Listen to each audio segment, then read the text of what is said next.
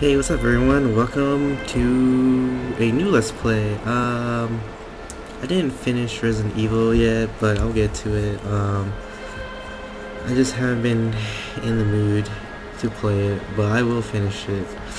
So today we'll be playing, if you haven't noticed already, Dear Esther. I don't really know anything about this game, but since it was on the Steam sale for I don't know, like $2.50 or something. I thought, why not? Why not?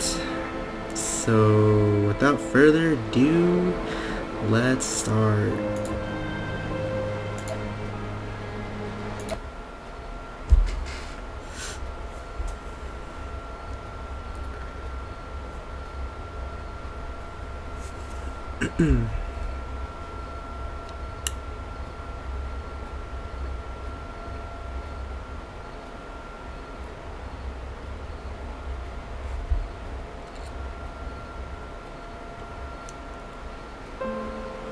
Dear Esther, I have lost track of how long I have been here, and how many visits I have made overall.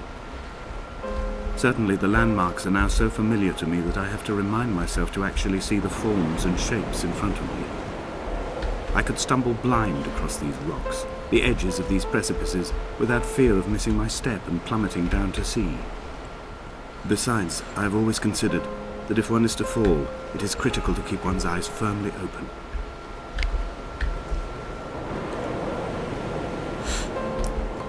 So, I was looking through the menu, the button config menu, I guess, and I did not see anything really.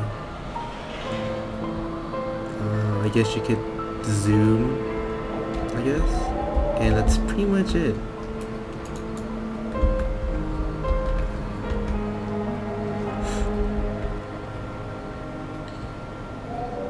Okay, looks like some kind of, I don't know.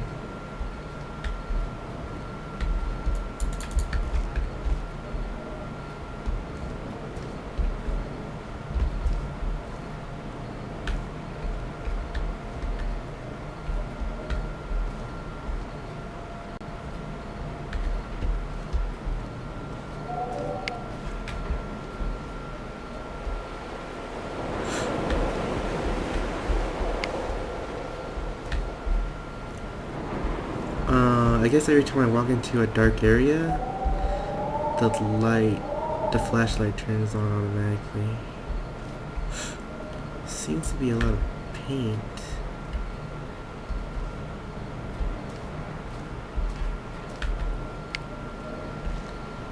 Okay. Go up here first.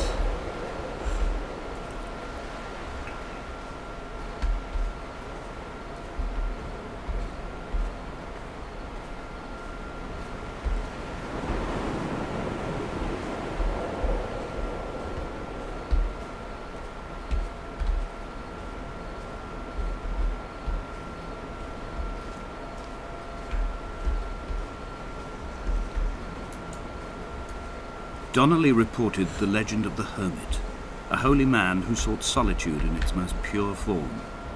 Allegedly, he rode here from the mainland in a boat without a bottom, so all the creatures of the sea could rise at night to converse with him. How disappointed he must have been with their chatter. Perhaps now, when all that haunts the ocean is the rubbish dumped from the tankers, he'd find more peace. They say he threw his arms wide in a valley on the south side, and the cliff opened up to provide him shelter. They say he died of fever 116 years later. The shepherds left gifts for him at the mouth of the cave, but Donnelly records they never claimed to have seen him. I have visited the cave and I have left my gifts, but like them, I appear to be an unworthy subject of his solitude. So there was nothing in that cave that I saw. I guess I can look again. See if I missed anything.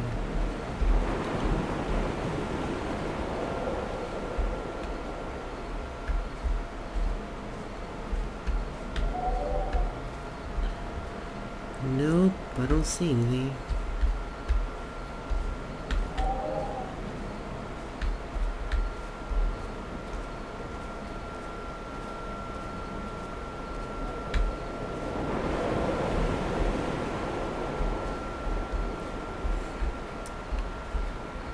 Seems to be like a painting, but I don't really know what it is of.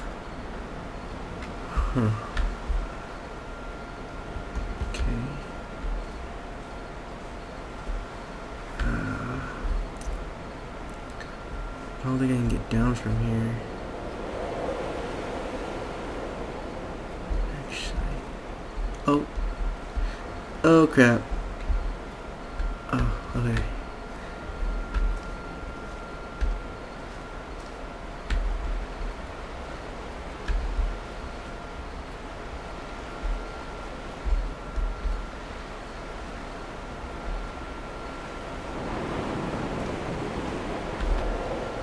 Okay, so that was the lighthouse that we were just at. And I guess this is the other path.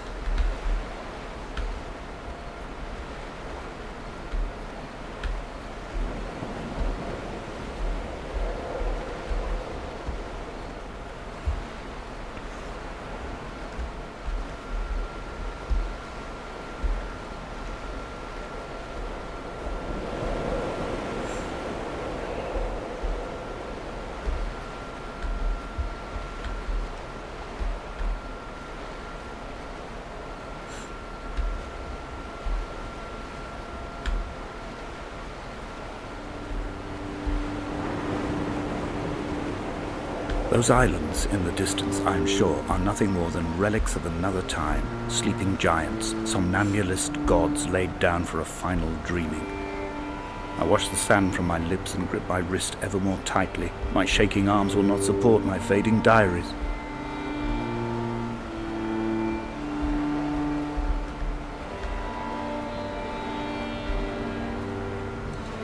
This game really looks beautiful. Oh.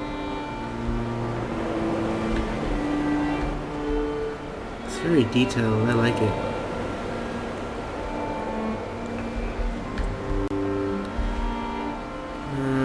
Looks like a bird with a tail.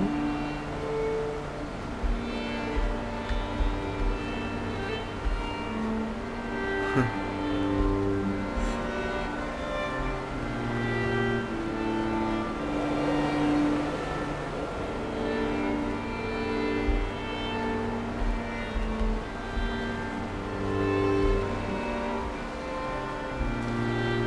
Dear Esther, I found myself to be as featureless as this ocean, as shallow and unoccupied as this bay, a listless wreck without identification.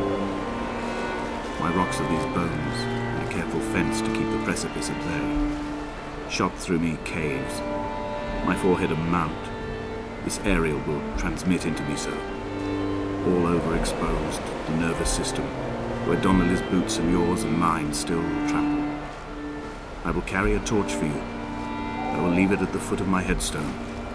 You will need it for the tunnels that carry me under.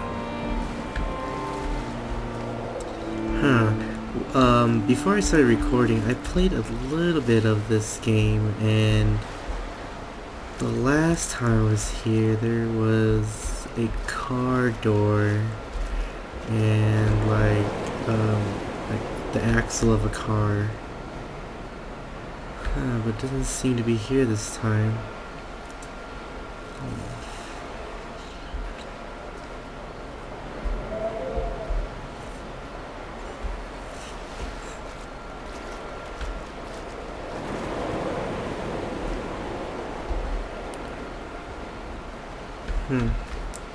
That's interesting. I don't know if that's a glitch or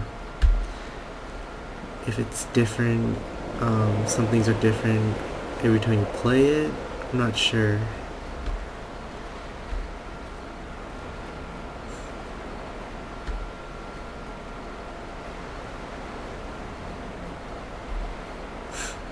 Okay, we're gonna go back and go up these stairs.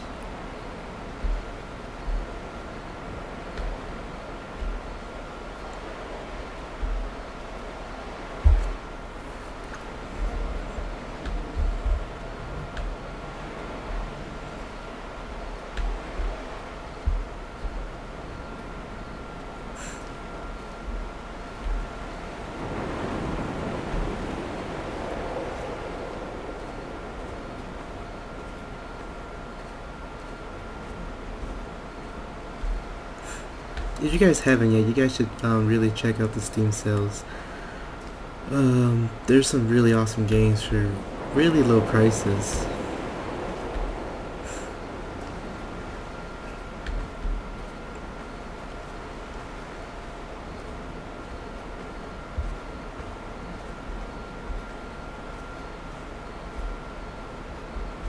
Okay, I think that was the other side where I fell down. So this way. Is that paint? I guess? Huh.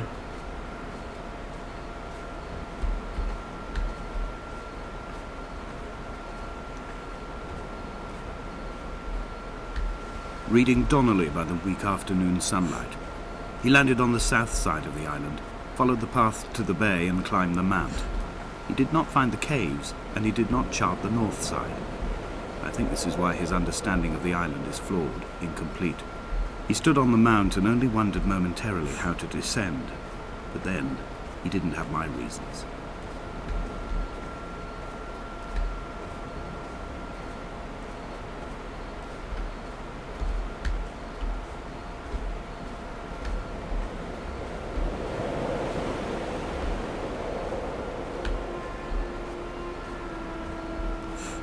When someone had died or was dying, or was so ill they gave up what little hope they could sacrifice, they cut parallel lines into the cliff, exposing the white chalk beneath. You could see them from the mainland or the fishing boat, and know to send aid or impose a cordon of protection, and wait a generation until whatever pestilence stalked the cliff paths died along with its hosts.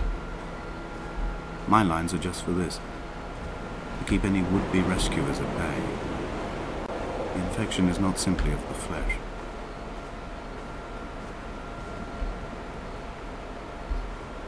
I don't want to talk too much because I don't know when these dialogues are coming up, and I don't want to be talking while it starts so you guys could hear what he's saying.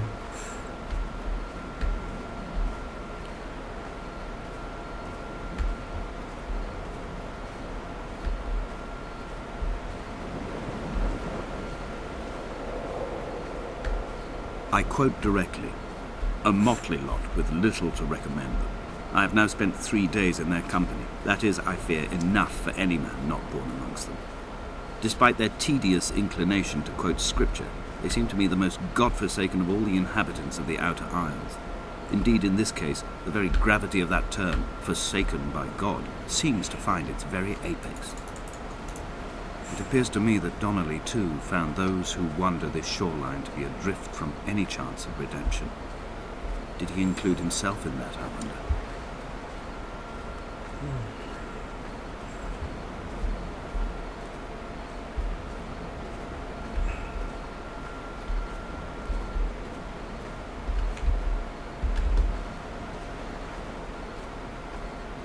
Dear Esther, I met Paul.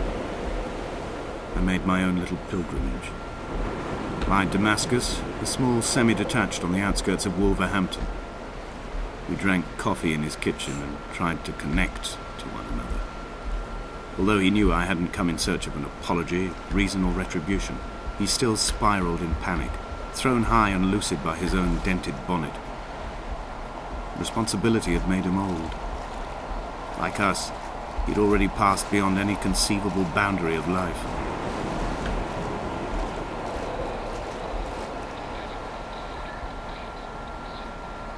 I hear like a radio.